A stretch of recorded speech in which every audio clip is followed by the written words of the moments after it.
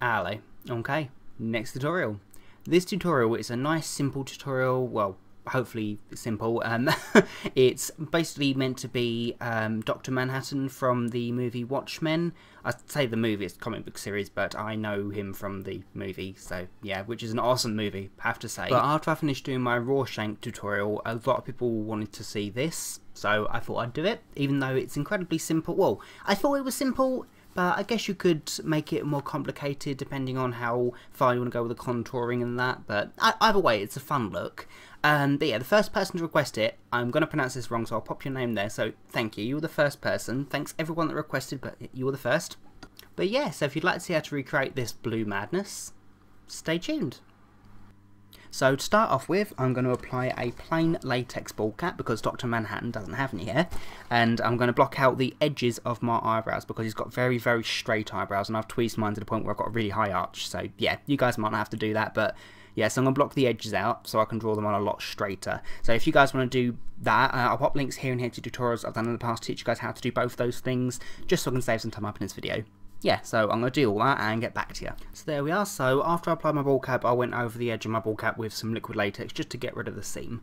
And also you can notice I've gone over the edge of my eyebrows where I went with the wax, just because I can. It will hide them a lot better.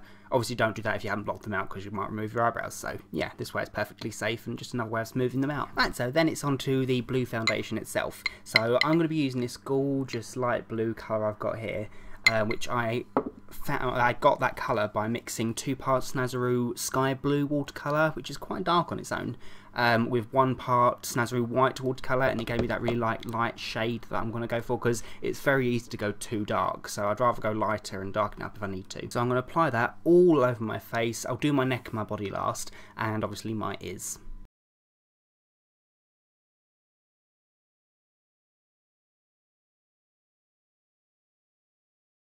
So then I'm going to take a Snazaroo royal blue watercolour, and I'm going to use that to create the eye bag shape that he has. There's no blending in there, it's a very harsh line. It goes very, very low down here and very high up here. It's a really specific shape, so try and keep it as neat as you can. And the colour also goes over his eyelid, just ever so slightly above the crease.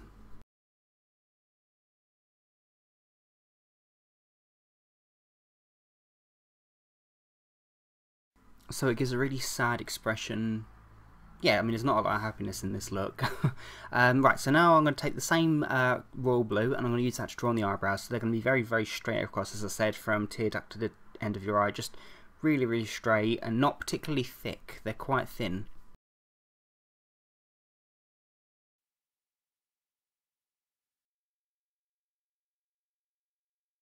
Okay, so it's super difficult to tell what emotion's going on there.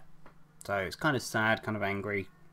Yeah, so then I'm going to work on the symbol that he has in the middle of his head, that perfect circle, with a dot in the middle and one dot straight above it, perfectly symmetrical on the centre of the face. I'm not going to be able to do it freehand because I'm not that steady-handed, and I don't think, I don't know if it's just me, but drawing a perfect circle is a nightmare. And actually, fun fact, according to my psychology teacher, she said that if you ever drew a perfect circle, it means that you're technically a psychopath.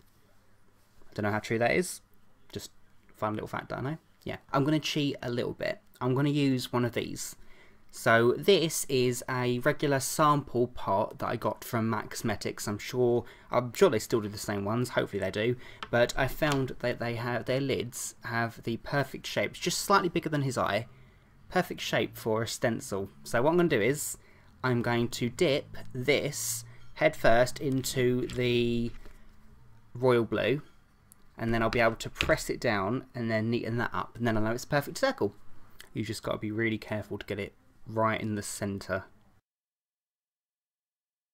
So there we are, perfect circle. So for the centre circle, I'm going to use a thick brush. This is no CC brush, but it's a nice thick base. I'm going to press that into the blue again, and with any luck, when I press that down, nice circle. So I'm going to do that right in the centre.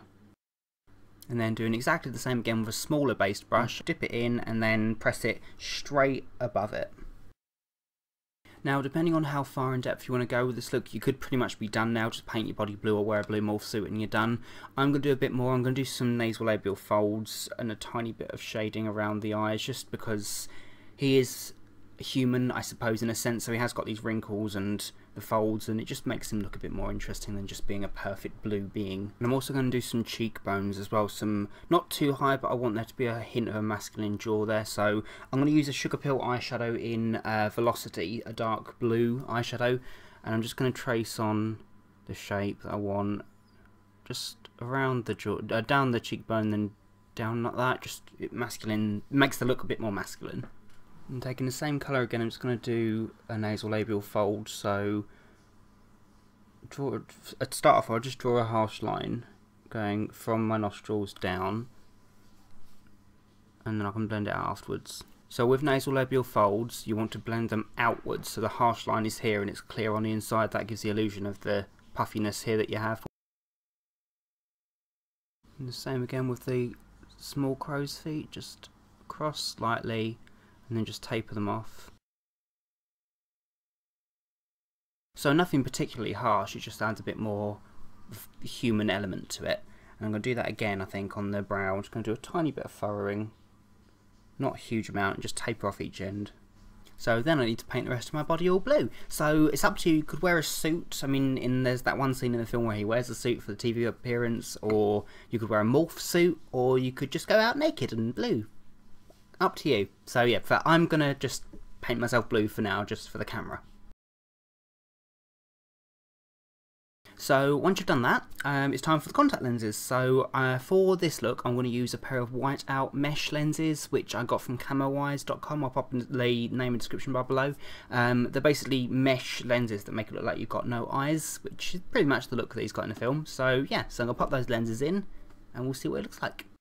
So yeah, so that's pretty much the look complete. You could do some contouring on the collarbones, and you could give yourself some abs and stuff like that, because I really haven't, unfortunately. But I'm going to leave it as this because it's a simple look and I don't want to overcomplicate it. But yeah, so that's my Dr. Manhattan look. I really hope you guys enjoyed it. Obviously, if you finished look, you'd have to do your hands as well, but you know me, I don't do my hands because it'd make a mess. So yeah. But yeah, so I hope you enjoyed it. Thanks so much for watching. I really appreciate it. If you like it, please make sure to rate, comment, subscribe and all that jazz. And yeah, so until next time, bye.